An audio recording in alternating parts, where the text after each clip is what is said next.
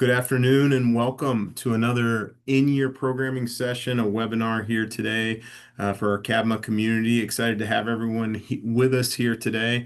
Exciting topic, obviously, with a bunch of changes that have gone on over the summer, or at least for those who haven't been living under a rock and have maybe been impacted by some of those changes. Great topic with some industry leaders here today to talk about some of the best practices and different things that they've seen and how that trickle down impact has impacted their business operations office and day-to-day business operations throughout their departments so far, as well as getting some insight from some people from different size institutions, as well as hearing a voice and perspective from someone who's opting out as well. So wanted to be able to present a diverse experience and perspective on our panel here today. I'm Kyle Ray, serving as your second VP of CABMA this year, serve as the CFO at the Virginia Athletics Foundation. Happy to be here and be joined by an awesome panel that we have here today that'll talk through this topic. So I'll go ahead and kick it over to the panel, let them introduce themselves, name, title, institution, how long they've been in the industry, and then we'll kind of dive into the conversation from there. So Ashley, I see you're unmuted. I'll kick it over to you first. Welcome, everyone. Glad to be here today. I'm Ashley Moccasin. My title is Senior Associate AD for Business and University Licensing Manager. It's a mouthful. I'm here at UNC Greensboro, and this is my 21st season in college athletics. Thanks, Ashley. Jeff, you want to go next? Sure. Good afternoon, everybody. Jeff Vetter, Associate AD of Business Operations at the University of Cincinnati. And this is my 12th football season here at UC and in the industry. Awesome. Thanks, Jeff. Brandon. Afternoon, everyone. Brandon Cates. I am at William and Mary. I'm the Associate AD for Business Affairs here. Been here a little over a year. I would say industry experience, roughly 6-7 years of industry experience. So happy to be with you guys today. Awesome. Thank you. Grant. Hey everybody, my name is Grant Hutchinson. I'm the Assistant AD for Financial Operations at Georgia Tech. Been here a little over a year, been in the industry full-time about 4.5 years. Awesome. Thank you, Grant. And Jake. All right. Good afternoon, everyone. Jake Silverman, Assistant Vice President for Athletics and Recreation at Brown University. It's my 5th academic year here at Brown and close to 20 years in college athletics. Thank you, sir. So as you can see, a wide range of experience and a ton of industry knowledge here on the panel today. So really excited to get started and kind of just go around the horn and obviously talk through some key topics and see where the conversation leads us here today. So one of the things that we were going to start off with is obviously we've been talking about this potential change to the landscape of college athletics over the past few years and what this could mean and the implications that come from that. I wanted to start with hearing from everybody on what the decision-making process for opting in, opting out looked like at your respective campus, and what was leadership's perspective and some of the key constituents that you had to engage with across campus as you were thinking through that process. So Jake, maybe we start with you first, as obviously someone at an institution who opted out. Sure. Well, it wasn't much of a decision. I don't think we were expecting it to be much of one in the Ivy League. For those familiar with our model, we are non-scholarship, entirely need-based financial aid, and that doesn't matter if you're a chemistry student or a football player on campus. So that's really been the core principle of the Ivy League since it was formed in the 1950s, that athletes are treated much like our student body. So again, we're really going to probably die on that hill as a conference that we do not subscribe to paying athletes in any form, whether that's scholarships or pay for play. So again, the decision was probably made for us based on our founding principles, and we have a great relationship with our president here. She's one of the most experienced voices in that Ivy League space. And again, I think we're going to focus more on how we modernize within our principles and keep our value proposition where it is in this ever-changing landscape that is fun to deal with. Awesome. Appreciate that perspective and can definitely appreciate that and understand, obviously, being at the Ivy League and in that conference, what the focus is there. So totally makes sense. Jeff, what about you guys at Cincinnati? I kind of have the same sentiment as Jake, but on the flip side, it was expected that we would be participating and opting in, being a new member of the Big 12 and the P4. So for our perspective, it wasn't a hard decision either. It's just on the opposite end of the spectrum.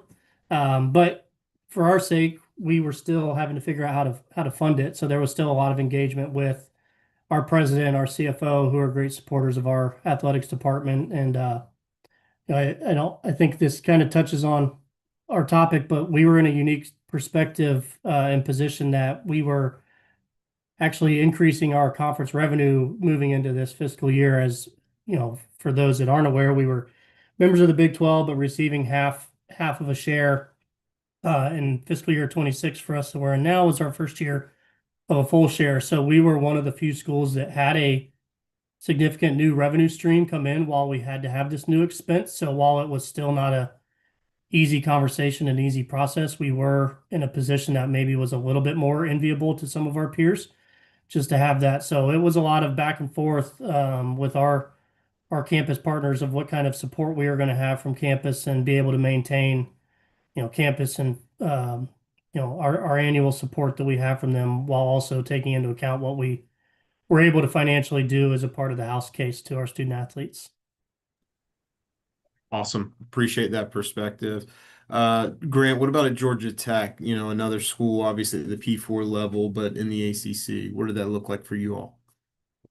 I very much mirror what Jeff shared. You know, it wasn't really ever much of a question, to stay competitive in the Power Four level. That's what it was going to take, to opt in and be at the cap. But like he said, the biggest, issue decision was finding where the money was coming from.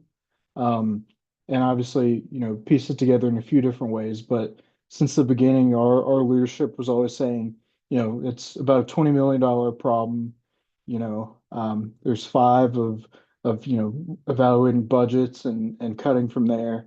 Um, and then some funded by additional fundraising, and then kind of similar to what Jeff was saying, support from campus and what that can look like. And sounds like very similar situation in Cincinnati. We've got great alignment, top to bottom, all the way up to the president. President is a huge believer in the value that athletics brings to Georgia Tech as an institution. If you check out his Twitter, he's at every game. He's celebrating. The kids are throwing the goalpost into his pool after a big win. So that top to bottom alignment is definitely really important, especially in the kind of modern era of revenue share. Yeah, it's a great point. I think that's one of the key things that everyone really had to get good at, right? If you weren't already good at it over the past 18 to 24 months, is making sure you have a solid foundational relationship with your cross-campus partners, from all the way at the top to the president's office to everywhere else across your respective campus to make sure that you were doing this the right way when it was time to implement and go live after July 1, 2025. Brandon, what about at the FCS level? You know, FCS football, what did that look like for you guys at the CAA? Now, obviously making some transition there from a conference perspective. What were the conversations like at William and Mary? Well, initially, we fell somewhere in the middle. I think we fell somewhere in the middle of everyone that has already spoken.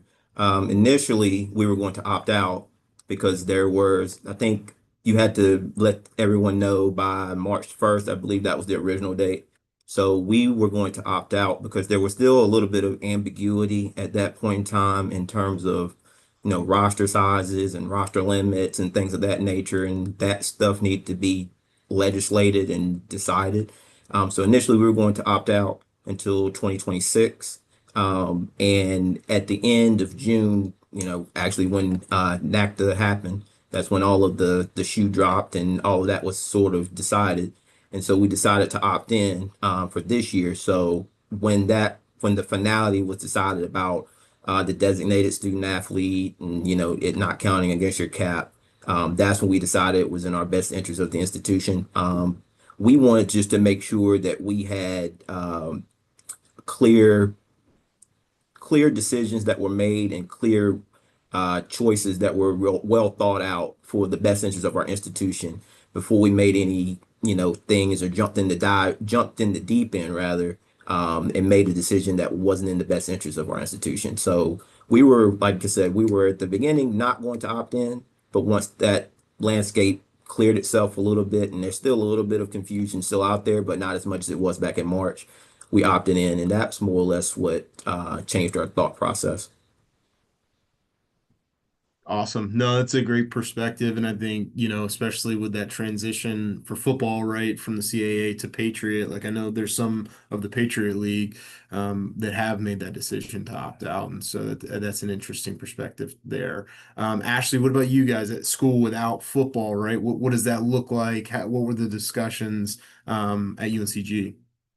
Sure. We were in the middle in terms of potentially opting in, potentially opting out. A lot of the conversations were had at the conference level and with peer institutions trying to get a gauge on what everyone was doing to be able to compete and what was the competitive advantage or disadvantage of opting in or opting out. We had a lot of conversations with campus. They support us in so much. They want us to do well, but the funding isn't always there from them. And this particular line item they were not interested in funding in any way. So we had to figure that out on our own. But with us, we had a couple windfalls happen right around the same time as all these conversations were going. Sports betting tax came on board in March of 2024 for North Carolina, and Division One UNC system schools, which we're one of, gets a portion of that. So we had about $2 million coming in. That was truly a new revenue line item where a lot of schools didn't have that. We have this new expense line item, but not a new revenue. So that helped lessen the blow. We can't use that money directly, but we can shuffle things around and reallocate. We also had a large legacy gift come on board that helped us sort of reallocate some funds in terms of our endowment income coming in, and just straight fundraising for one of our sports. And then just being able to really look ahead. Our AD came in about 3.5 years ago, and we've really been trying to build up our reserve. So we had some money kind of tucked away for a rainy day of we don't know what's going to happen, and now we're going to pull that. And then the last thing that happened with us, we were able to get about a $500,000 partnership with Cone Health, where our athletic trainers were moved under them last fall. So that freed up money too. So that really helped us make the decision to say, okay, we have this additional revenue before we allocate it elsewhere. What is the number for revenue share, and be able to kind of, opt in now instead of kind of pausing and waiting a year or two to see what happens. Awesome. No, that's great to hear and appreciate those details. I think for all of us, right, like you said, a new expense line item that we're trying to figure out, and some are lucky enough to be able to find different revenue streams and generate those to be able to offset. But being creative is ultimately the main solution in all of this for everyone as we're trying to figure out how to navigate this landscape moving forward. The next topic, and a reminder to everyone who's on the webinar with us today, thanks again for being here with us. We do have the Q&A, so if you have questions that pop up, we will save time at the end of the panel here today for some Q&A. But if you have questions that come up throughout the conversation, go ahead and throw them in there. I'll help source those at the end. So just want to remind the crew that is available if you have specific questions that come up. The next topic that we wanted to talk about is just implications so far, right? So June 6th, right? We get the news and we're like, okay, we've been waiting on this, waiting on this. Ironic timing. A lot of us were at NACDA and the ball drops, and it's like, awesome, let's get a bunch of people really fired up. And so then we're past July 1, 2025, and we're operating in this new world. What are some of the implications that you all have seen so far? I know we talked a little bit in preparation for this, international tax implications, budget concerns, managing conversations with coaches who maybe think they should get rev share versus ones that maybe we don't have the money to do it right now, and how have those conversations gone so far? Grant, I know you had mentioned some tax implications. You wanna dive into that a little bit? Yes, I can touch on that a little bit. So, for how we're processing our payments, there 1099 independent contractors. Um, so, they're going to be paid through our office, as an independent contractor payment. And then obviously end of the calendar year, they'll receive, a 1099 for their services. And one of the big things for us has been making sure that they have, the tax guidance, if you will, of what to do with, you know, different situations. And we've been working with a third-party tax consultant to make them available to some of our student athletes to help, navigate the different tax issues that arise, out of these payments. Awesome. Anybody else have anything that's popped up in that world? Obviously, with international student athletes, that's kind of been a touchy one. Jeff, I can't remember if you mentioned you guys were Yeah, navigating we some of that. kind of runs into our next one, so I won't step on it too much, but um the question of what implications if we run into the tax piece was a much larger topic of conversation than I probably gave it credit for when we first kicked this off, and how different and what the actual requirements are on the front end for international students. And so we're fortunate to have the ability to utilize Wallet with Teamworks that does kind of take that burden off of us, but also the student athlete, that they withhold the taxes on the front end. And so the student athletes don't necessarily have to worry about that aspect of it as much.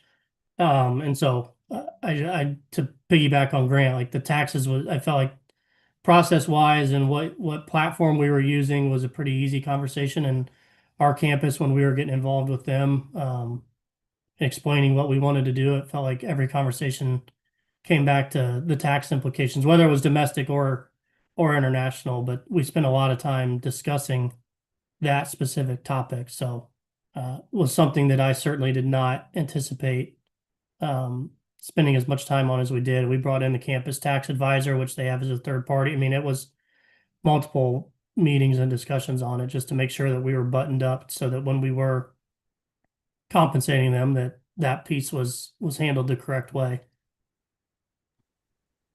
Awesome.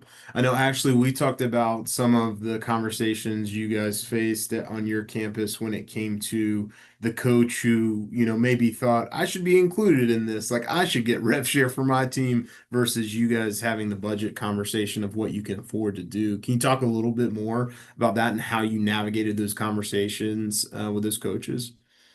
Sure. Our AD really took it head on in terms of we're very transparent. We have priority sports. We know what they are. Everyone knows. We're very upfront about that. And I think it helps these conversations, not to say that nobody, anyone's at the bottom, but it does matter who's at the top of that list in terms of making things like this. So we try to, give that baseline student athlete experience, but then there is like a plus for some of these sports, and that goes right into rev share. So with our sports, it was very easy. We don't have football, so we didn't have to worry about that.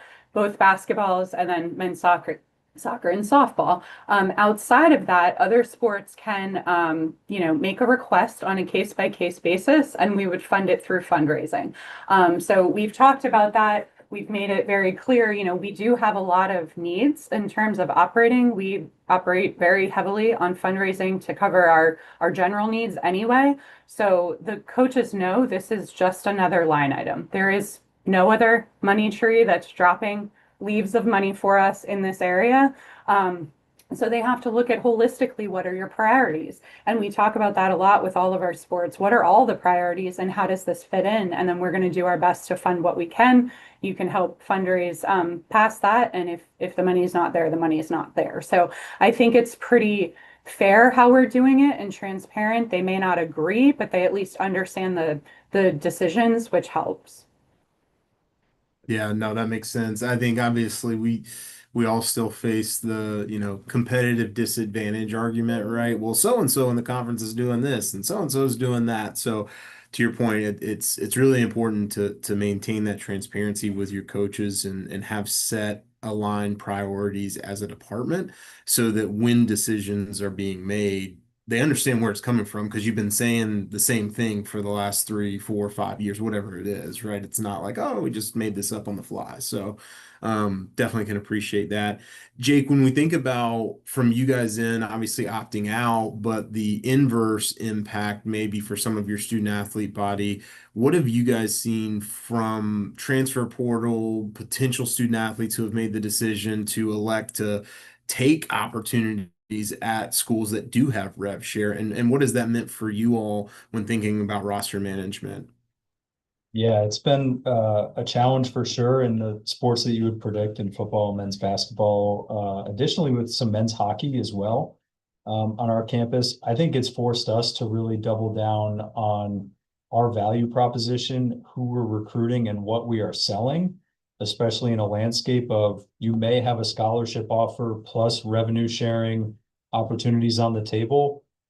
For the right families, we still believe there will be people who want a 4-year Ivy League experience. It's forced us to also really lean in on what we hope are differentiators for us. We have a paid job shadowing initiative that's a partnership through campus. So we're allowed to connect our student athletes with alumni mentors on career shadowing opportunities, which again becomes part of that value proposition for us, where we can we can combat some of the short-term money when we say, look, we're going to connect you with the CEO of this company in your career field of interest, and that can lead to not only internships but job opportunities down the line. Absolutely. Yeah, no, I mean, I think that to your point, making sure that the student athletes and their respective families understand the value proposition is key. As we all know, there's certain places that student athletes can be afforded the opportunity to go and get a degree from that changes their life forever, right? Not just for 3 to 4 years potentially, but forever. So that's important to lean on and totally makes sense. When we think Kyle, about I yeah, just Brandon, wanted go to ahead. I wanted to touch on something that Jake said, and from an institution that opted in, and especially, I think we value our academics. I think that's probably, I know we all value academics, but um, it's to get your university stakeholders on board, especially from an institution that is highly ingrained with athletics. I mean, excuse me, with their academics being at the forefront. I think that's so important. I think that's something that I think everybody on the call would agree with. But to your university president, the provost, all the way down, just making sure that alignment is something that is key and that is critical. We had great leadership from both our athletic director and our university president. She's very involved with our athletic department in a good way. And we appreciate everything that she does for us. And she was leading the charge in terms of making sure that we got it to happen. So, academics is paramount, especially at a university like this. And I think that kind of helped us in terms of making sure we got the right model in place for our institution. Absolutely. Yeah, no, once again, that is so important and pivotal at certain institutions to make sure, because if not, then you are primed for a situation where you could have a split house in terms of, no pun intended, the academic side of your institution and athletics. So, wanted to also take some time. I know one of the main things we wanted to address here today on the webinar is really we tried to source and find 4 different institutions who are doing their process in different and unique ways right now. So wanted to just take the time to allow everybody to talk a little bit through what their process is when it comes to processing house payments, how they're managing that, and what that looks like overall. So we'll start with Grant. You touched on it a little bit, but if you just wanted to kind of go through the full nuts and bolts there. Absolutely. So for those of you who don't know, Georgia Tech, we're actually Georgia Tech Athletic Association, which is a 501(c)(3) nonprofit that operates Georgia Tech's intercollegiate athletic team. So we're a bit unique in that setup within college athletics. So one of our big focuses during the decision making of how we want the process to work was kind of maintaining control of the process, and then obviously trying to make it as efficient as possible. So I wanted basically to eliminate any outside hands where something could go wrong and really make this as foolproof of a system as possible. And that started with the database that we use to manage all of our rev share contracts and payments. We've got a great director of analytics in-house who built a proprietary database to manage all of our contracts. So keeping that in-house also prevented us from having a cost right there. Um, and then, from that, we really tried to find a way to make the system as efficient as possible. So it didn't want it just to be, okay, we've got to make these payments. We're going to make them like we do every other payment. It was really, how do we make this set of payments as efficient as possible to get from point A to point Z and eliminate as many possibilities for human error as possible. So kind of built off of the database that had been created, that was our source of truth. And then that, puts out a payment, basically spreadsheet of the monthly payments. So we took that and worked with our campus IT to build basically a mass payment module within Workday.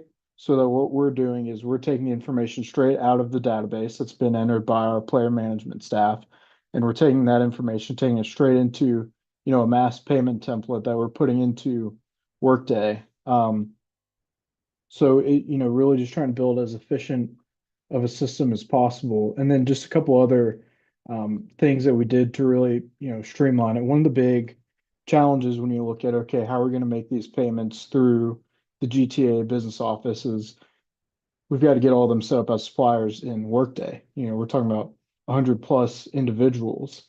Um, so we made sure we built a, DocuSign power form that was sent to all the athletes that said, hey, you need to fill out, this W-9, this direct deposit form and attach your bank information. Basically, I mean, box for box gave them, this is the box you need to fill out.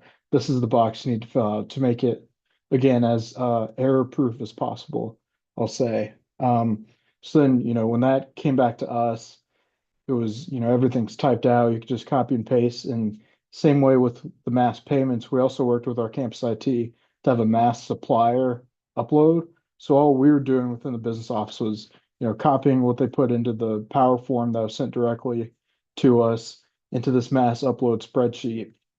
And so at first, when you're doing, 100 plus at one time, it was fill out the information in the spreadsheet, upload it, and then they just have to be approved. You're not having to put in, 100 plus people's worth of information. So I think that was the biggest thing for us was just trying to make it as, error proof as possible.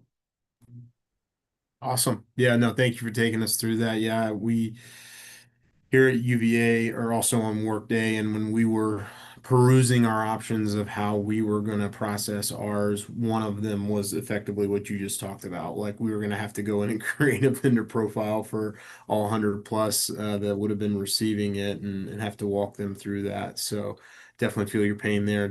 Had to make it student athlete and coach friendly. So appreciate And that.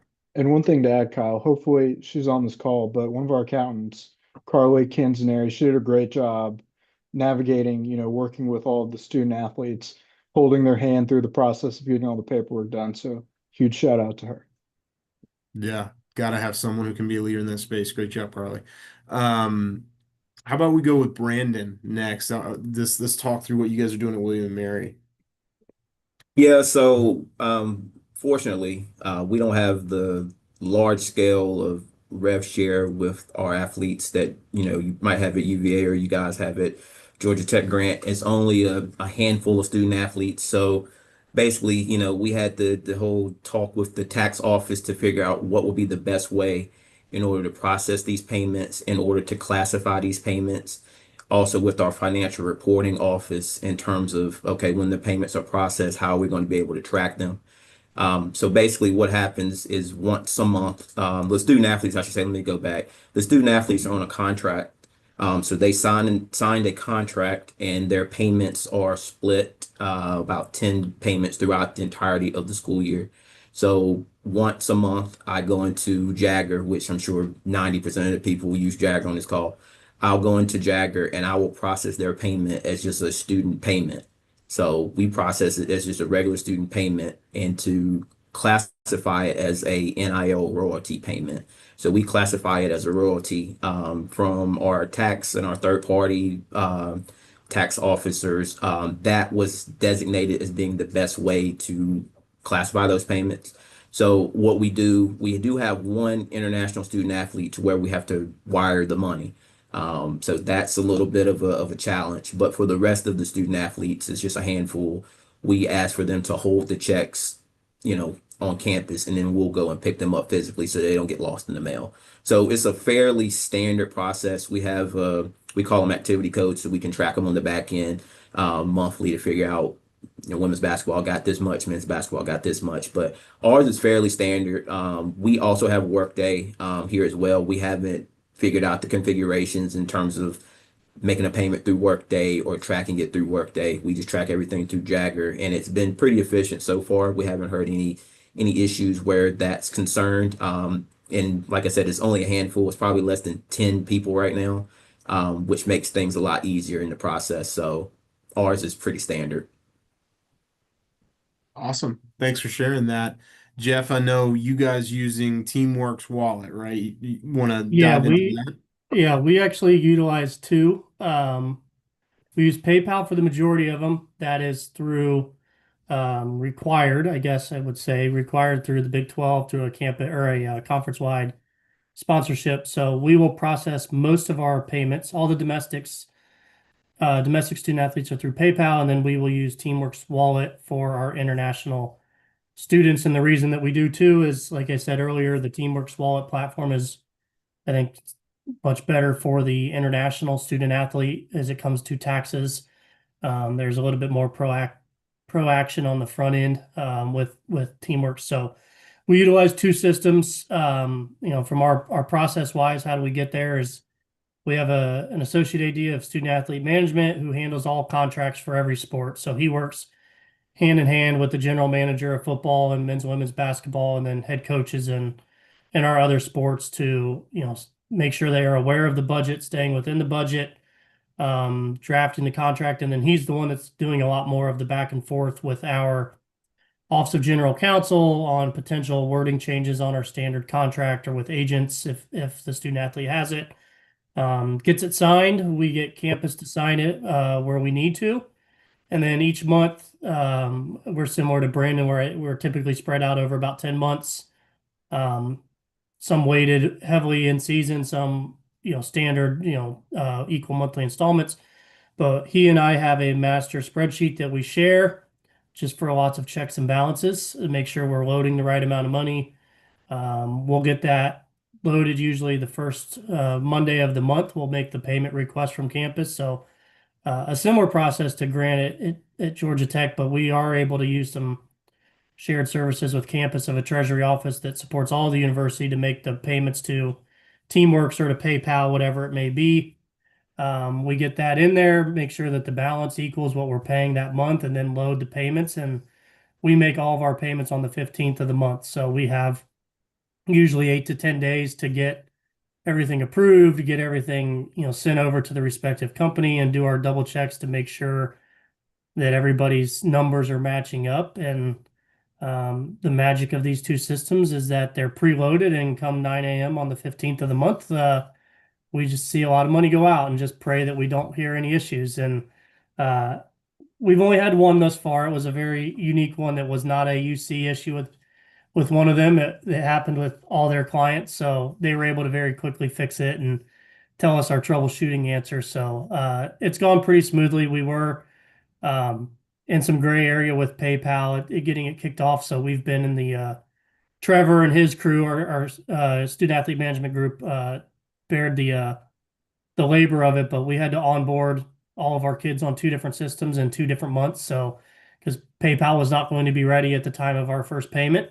So we got them all on Teamworks. And then when PayPal was ready, I think it was 2 months later, we shifted everybody but our internationals to the PayPal system. So kudos. I know none of them are on here, but kudos to them to about 160 or so kids, I think, that we have that we are paying on a monthly basis, and getting student athletes to do anything once is a challenge, as we all know, and getting them to do it twice was even more work. But We feel like it's a pretty smooth process that's working for us now, and we just keep hoping that the platforms don't change their user interface or anything of that nature, and they keep it really automated to where we just have one spreadsheet we can load up and everybody's in, and I hit approve and we're ready to go. So it's actually worked better than I thought it would be when we first started going through this, and I hope that it stays that way. That's awesome. And remind me, did you mention you guys use GM as well, just from a roster management perspective, or? Yeah, we're getting there. Some teams are using it a little bit more than others, but they're all in there and they'll use it some. But our GMs, at least at UC, at least one of them is kind of very particular, and if it doesn't, he's been great at providing feedback to Teamworks to make it more user friendly. So he's still kind of abstaining from utilizing it to its fullest extent. But the benefit of it still is we are a teamwork school, so these kids are already in there, that they already the onboarding process for them, by all accounts, was a really easy process to get them. So, they still got to give us the bank info, they still got to do that sort of stuff, but it was a pretty easy process because they kind of already had a profile that we could tag them to. Whereas PayPal, it was starting from scratch and a little bit more cumbersome to get onboarded. So Awesome. Thanks for sharing, Jeff. yep. Ashley, you want to round us out? Sure. It's very similar to what everyone said. The only difference, we do use Jagger, but we were able to set up our own workflow specifically for this, where some of the things like a net zero or pick up the check was already pre-marked, so that would streamline it a little bit. We only have about 20 people, so it is manual entry at this point, but we have templates set up, so it's pretty straightforward from that regard. The one thing that we struggle with is our university does not allow independent contractors to get direct deposit yet. So we are picking up the checks. It does give us the chance to see the athletes, which we don't always get in the business office. So that's been nice to get to know them a little bit more. But we're working with campus on just independent contractors in general, not just for these types of payments, but in general, we really need those direct deposit options because hard checks are not great in general. So working with them, and we hope that that'll be improved in the next several months as well. Speaking Awesome. of the checks and independent contractors too, Kyle, I'll add that one of the benefits, if you're ever looking at the process wise of the Teamworks or PayPal or whatever third party is, at least with those two, they handle all the distributions of 1099s. They handle all the service of that we kind of at the University of Cincinnati are really just the bank that's providing the money, but they get the 1099 from that company, what their respective payment providers. If they have questions on taxes, they have the experts in place to answer those, that we kind of are able to be hands off. So we are able to have the direct deposit aspect of it, but we also don't have to issue 1099s. We don't have to be the tax advisors. They have their own people in place that, when a student athlete's going to ask us that question in January, February, March of next year, we're just going to direct them to PayPal because they were the ones that more or less paid them on the university's behalf, but it's a 1099 from PayPal, and they're the ones that have the expert opinions and feedback rather than us. So we kind of are able to be one step removed from all of that. Yep, understood. Yeah, and that's another thing. You think about some of the different variations and ways that people are doing it. Um, One way is you can technically, obviously, work with your respective collective if you still have that collective stood up, to effectively process and be the executor of the payments. So here at UVA, that was the mechanism we ended up landing on, is effectively processing the payments through the collective for the revenue share payments to try and protect our student athletes from FOIA requests. Being a state public institution, wanted to avoid that, and having that information get out there to potentially compromise them and their safety in the community. And so, that mechanism is another way, in comparison to how some of the others on here are managing that. As we think about this conversation, and what a great walkthrough from everyone of how they're doing it at their respective institution and how house is going so far for them. Is there anything you guys would do differently? And where do you see this going? And as we think about that, if I know Jake kind of talked about it earlier, but if you're someone who had opted out or aren't fully participating and giving to certain sports, do you see that changing in the future? Just wanted to get you guys' thoughts on that.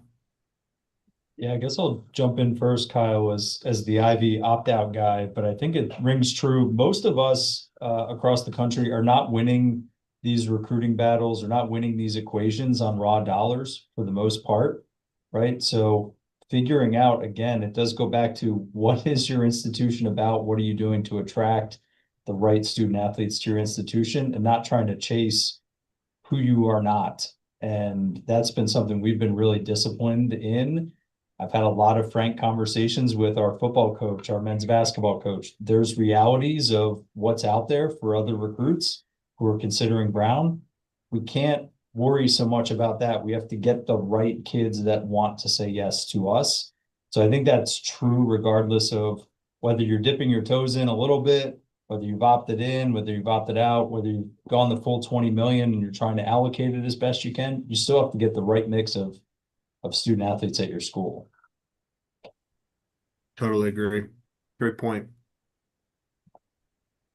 I think one thing in terms of doing different, and some of us kind of referenced this early on, is having the right people in the room as early as possible. Our university was very tight about this conversation. It was the AD and general counsel at first. Then it was like, ooh, we need the SWA. And then it was me speaking up like, hey, what about this? What about this? And they didn't necessarily want business in the room at that point. But a lot of things were missed from the logistical standpoint that were not done, or they didn't really know how to talk to accounting. So as we got closer and I'm reaching out to accounting to say, hey, we're doing this, it was kind of like, what? We haven't heard of that when we were told that they were involved. So there's just a lot of miscommunication in that regard. So I think if I went back, I would have pressed harder to make sure who was in the room, name by name. Okay, is that the right person? We've got to connect these dots. Now, luckily, they were able to throw our process together in less than a week in Jagger, but we shouldn't have had to press on those people in a rush situation, knowing this was coming. So making sure that the right people are in the room as early as possible, or whenever appropriate to add them, but giving them time would have been helpful, especially with our relationships, because they will do anything to help us, but I try to give them as much time and notice as we can. I And to want add to on to that, I go was going ahead, to Grant. say, Ashley, completely agree with that sentiment. An example of why that is important. So for us, thankfully, we were having those conversations pretty early, looking at the operational side of things. We had our first round of payments scheduled contractually to go out, I believe it was July 2nd.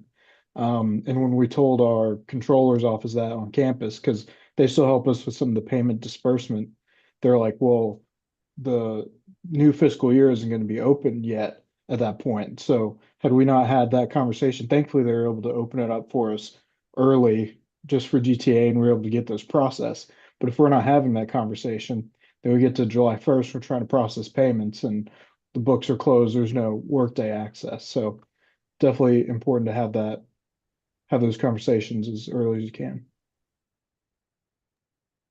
Yeah, I want to just say, not to beat a dead horse, but I think the most important person in this whole process has been the tax professional, because there's been so many things that I've learned in just a short amount of time, just on international taxes and things of that nature. So I would say for the folks that are on the call that are still having challenges there or thinking of opting in 26, the tax professional on your campus is probably going to be, and your legal counsel will probably be the two most important people in this entire process, because there's like again, there's been so much stuff that I have learned and will probably continue to learn about that. And I think the more that I would have known months ago, the quicker it would have been to process some of these payments, to Grant's point. So that's probably what I would add. I'll also jump in about Alston. So for a school like ours, we're not necessarily paying everyone Alston and move them to rev share, but we were able to decide where some of these smaller payments could be paid as Alston and are not tax implicated. There's no tax implication. So we have taken that extra step to sort of do the best for the student athlete to limit that tax implication as best as possible where we can. And then obviously they're taxed at the appropriate rate when needed. So that's been extra step on us to go through that process and break out different types of payments. Our Alston goes through financial aid, these do not, but our SWA and I work together to make sure that we're trying to do the best by the student athlete to benefit them as well. Great call out, Ashley. And leading into that kind of jumps right into one of our questions that are in the Q&A. Great questions so far. So if anyone has any Q&As or questions they want to drop in the Q&A section, feel free to do so now. But someone asked the question, for those that have opted in, have you also made the decision to discontinue the distribution of Alston funds, and what does that look like? I know a lot of our peers in the ACC, that was the move. It was, we're going to focus on rev share, and so we eliminated Alston as we moved into FY26. But what about the rest of you guys? Same. We eliminated it. What we did And try to do though, to elaborate, for some of the non house sports that we did have Alston before, we did take or tried to take at least very close to an equivalent and put it into additional scholarships now that that was uh, upward opportunities for us in some of our, soccer or women's soccer or tennis, lacrosse, whatever it might be. We no longer did the Alston money as we had previously, but we did try to take close to an equivalent, not dollar for dollar, but in the ballpark, and put that into additional scholarship athletic aid that the head coach had at his or her disposal. Awesome. yeah, and we've also eliminated, like Jeff said, but we have had discussions about for certain sports that, we want to support and have them receive additional funding, doing Alston, like Ashley said, to help from a tax perspective. Makes sense. Another question that has popped up, obviously a critical question in this environment now, is how have you approached the concerns involving Title IX and the application of revenue sharing opportunities?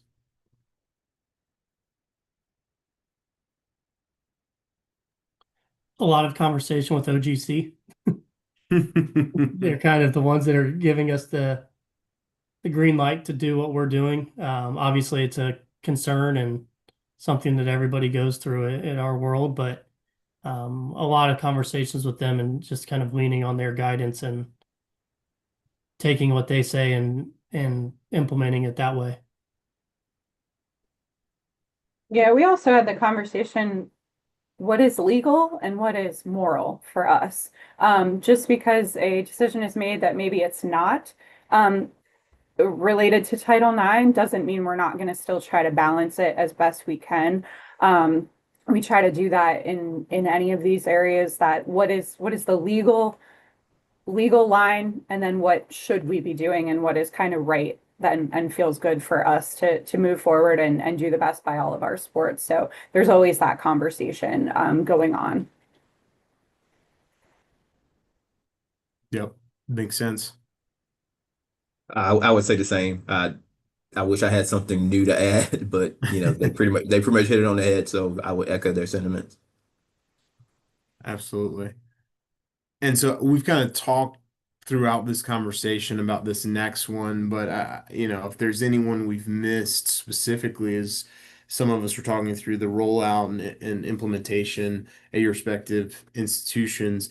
Who all was involved in the decision-making process, contracts, budget planning when it came to house rollout?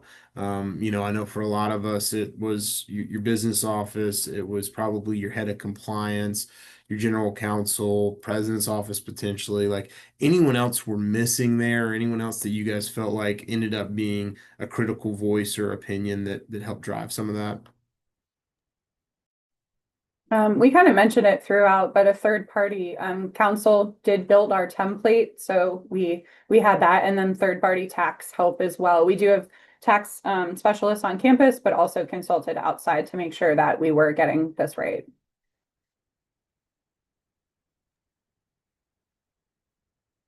Awesome. And then in terms of any issues that you all have experienced when it comes to domestic versus international students and their associated tax withholdings, I know we talked about it a little bit through the conversation, but anything specific to touch on from anyone's experiences there so far? The only thing I can say, and I'm not sure how this rate is calculated, for our international student who is getting rev share, I know he's taxed at the rate of 30%. I'm not sure exactly how the tax office delineates that number. Seems like a bit much to me, but I'm not living in that world. But I'm sure it's different based on different countries. And like I said, I'm not versed in that. But I know he's taxed at a rate of 30%. But that might be something that you might want to check with your folks on campus about, in terms of that. Yeah, our office had advised the same thing. I believe, if I understand their education to me correctly, the 30% is a federal rate, and then there are potentially treaties depending on the state that could lessen that. Our internationals are taxed at 30% for the international piece, 4% because they're out of state of North Carolina. So it's a 34% withholding. And then when they file, they should get most of it back. So they will have to file. That would benefit them. For domestics, they're taxed. There's no withholding for in-state. There's 4% out of state, and that's how all independent contractors are handled in the state of North Carolina. So it also may depend state by state what's going on. So if you do move around in your career, making sure you understand what's going on in your state could be potential implications of something new to you in this space as well. Awesome. Yeah, great feedback there. Question from Allie Hinton. Have you or how do you anticipate, potentially needing to cancel payments due to someone entering the transfer portal? And what type of language have you been looking to put into contracts regarding this? We have a specific clause, Ally, in our contract as far as that's concerned. So our clause stipulates that, if a student athlete enters the portal or if they have a representative or their family member or someone that's associated with them contact another school without our knowledge about wanting to be in the transfer portal or something like that, they will automatically withdraw or immediately terminate the agreement that we have standing with them. So we built that language definitely into the contract. And here again is where it's important, like I mentioned a minute ago, where the legal person is key in this. So we have that directly in our agreement with the student athlete. Great Same point. here. We are very few and far between of having contracts that are multi-year. So really, truthfully, the majority of them, they kind of end before that transfer portal for their respective sports kicks off. For example, a lot of our football contracts, I think, go through December 15th. And so it's kind of before that transfer portal. So we aren't the multi-year ones. We have that call, a similar clause to what Brandon mentioned. Some of them do have a buyout of it if they do choose to leave, which we will see how enforceable that is if it ever comes to fruition. But we have a pretty strong contract that we have other opportunities to cancel payments for whatever reason it might be. We're obviously not looking to do that, but if there's a reason to do it, our OGC is pretty supportive, and we've had at least one example of that where we've had to terminate a contract, and we were able to fall back on the language of the contract or the initial contract to lean on. So to Brandon's point, as you're developing your contract, leaning on OGC, your general counsel office, your legal office is paramount there because they can really help you write an extremely strong contract to give you a lot of protection, which we feel like we have here at UC. Yeah, we also have language in our contracts, obviously, about folks that hit the portal or just having the ability to claw back payments. But another thing that we've done is instead of having evenly structured contracts of you get X amount per month, we have different payment amounts in different months that would incentivize whether it's playing through the bowl game or retaining student athletes through the transfer portal window. So just kind of the timing of when those payments happen is a big part of our strategy. Awesome. Ashley, this one was directed at you, James Woody. Did you have an issue with paying Alston through financial aid to some students when they were on full rides with cost of attendance and Pell Grants? Their financial aid office at his institution, I believe Sanford, stated they were only allowed to provide so much per federal policies. Yes, and off the top of my head, I don't remember the total solution, but it could connect you, James, with our SWA who handled that directly through financial aid. But yes, there were some federal policies that we have to watch, kind of what the total package is and how to do that. So in those cases, at least if they are supposed to be someone who's getting rev share, then we move it all to rev share and no Austin. We use Austin when appropriate. But happy to follow up if need be. Awesome. Thank you. And then a couple last ones here. Really appreciate everyone's time. Want to be respectful of that as we're coming up at the end of the hour here. We had a question about if there's been any issues that people are having with complications of visa status and rev share for international students, and if anyone has dealt with that so far.